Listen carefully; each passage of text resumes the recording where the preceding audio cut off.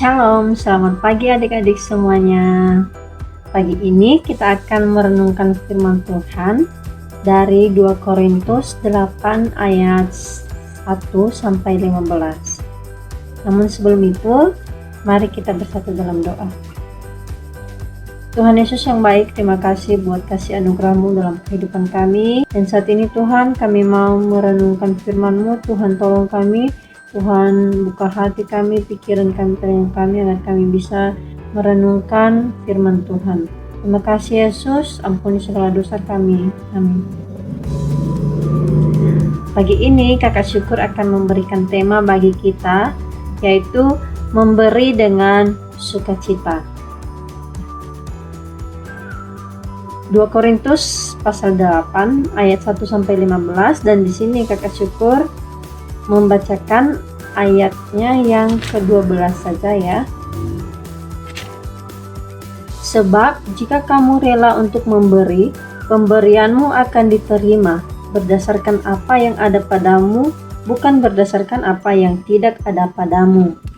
Nah, adik-adik semuanya, pada masa pelayanan Rasul Paulus sekitar 40-50 Masehi, jemaat di Yerusalem sedang mengalami kesulitan dan penganiayaan. Ya, ini terjadi setelah jemaat mula-mula bertumbuh. Kesulitan yang mereka alami yaitu ada kelaparan, kemiskinan, dan juga penganiayaan kepada orang Kristen. Dan juga banyak orang yang hidupnya sangat sederhana. Nah, kemudian adik-adik Rasul Paulus menuliskan surat kepada beberapa jemaat ya, termasuk jemaat Korintus ya, dari surat yang kita bacakan ini ya, untuk menolong orang-orang yang sedang mengalami kesulitan ya. Dan di sini adik-adik, kalau kita membaca di pasal 8 ayat 1 sampai ya ayatnya yang ke-4 itu ya, Rasul Paulus menjadikan jemaat ya Makedonia teladan yang memberi dengan sukacita. Ya, Kak Syukur akan membacakannya. Saudara-saudara, kami hendak memberitahukan kepada kamu tentang anugerah yang diberikan kepada jemaat-jemaat di Makedonia yang selagi dicobai dengan berat dalam berbagai penderitaan, sukacita mereka meluap, dan meskipun mereka sangat miskin, mereka kaya dalam kemurahan. Adik-adik semua, Paulus menceritakan kepada jemaat di Korintus mengenai jemaat di daerah Makedonia ya, seperti jemaat Filipi, Tesalonika, dan juga di jemaat Berea ya. Mereka itu walaupun mereka miskin, walaupun mereka juga mengalami kekurangan ya, tapi mereka dengan penuh sukacita mau membantu jemaat Yerusalem yang sekalipun mereka juga dalam kekurangan ya. Jadi Paulus mengatakan bahwa meskipun mereka sangat miskin, namun mereka kaya dalam kemurahan ya. Kemurahan itu mereka itu mau memberi ya, murah hati ya. Dan Paulus menjadikan jemaat ini sebagai contoh ya kepada jemaat di Korintus. Tujuannya supaya orang-orang di Korintus juga mereka dapat tergerak ya. Mereka mempunyai semangat untuk memberikan bantuan dengan sukacita, bukan dengan terpaksa.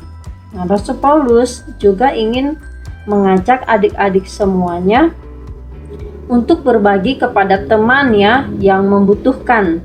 Misalnya ada teman yang sedang tidak punya pensil, ya alat tulis lainnya.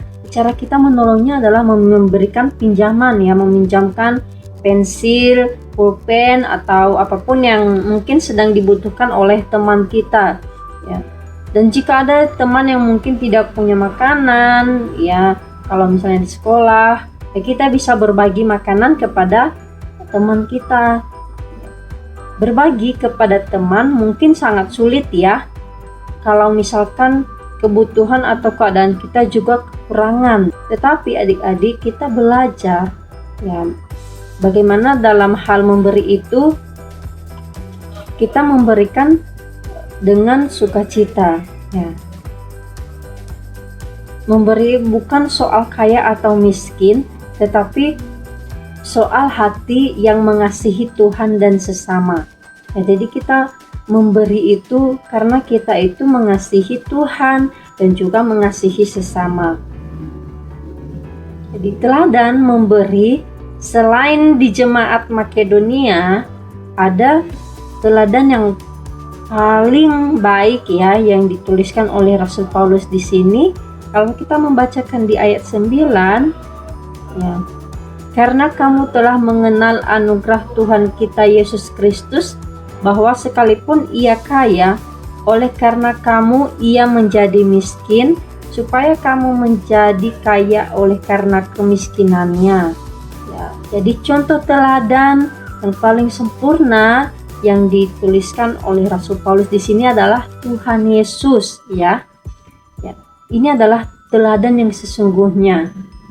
Ya, Yesus Kristus meninggalkan kemuliaannya, datang ke dunia, melayani, bahkan merendahkan dirinya ya, dalam pelayanannya selama Yesus masih ada di dunia ya. Dan sampai Yesus mati di atas kayu salib untuk menyelamatkan manusia, untuk menyelamatkan adik-adik semua, dan untuk menyelamatkan Kak Syukur juga ya. Dan sekarang kita sudah menjadi kaya secara rohani maupun jasmani karena pengorbanan Yesus. Ini adalah pemberian yang sangat luar biasa ya. Yesus memberikan nyawanya untuk menebus hidup kita. Oleh karena itu adik-adik, kita semua harus memiliki kemurahan hati dalam menolong sesama ya. Karena Yesus telah memberikan nyawanya untuk menyelamatkan kita. Jadi kalau kita memberi, kita harus memberi dengan sukacita. Ya, Tuhan senang ketika kita mau berbagi. Walaupun kita tidak punya banyak, tetapi memberi dengan hati yang senang. Ya, Tuhan melihat hati kita, bukan besar kecilnya pemberian kita. Demikian renungan Habatus kita pada pagi hari ini. Tuhan Yesus memberkati. Mari kita bersatu dalam doa. Bapa, terima kasih atas kasih-Mu. Kami sudah mendengarkan firman Tuhan. Biarlah Tuhan yang memberikan hikmat bagi kami agar kami bisa merenungkan dan melakukan kebenaran firman Tuhan ini dalam kehidupan kami sehari-hari. Kami akan melaksanakan kegiatan kami selanjutnya. Tuhan tolong kami, Tuhan yang memimpin kami. Amin. Salam Habatus adik-adik. Dadah. Habatus Renungan Harian Anak.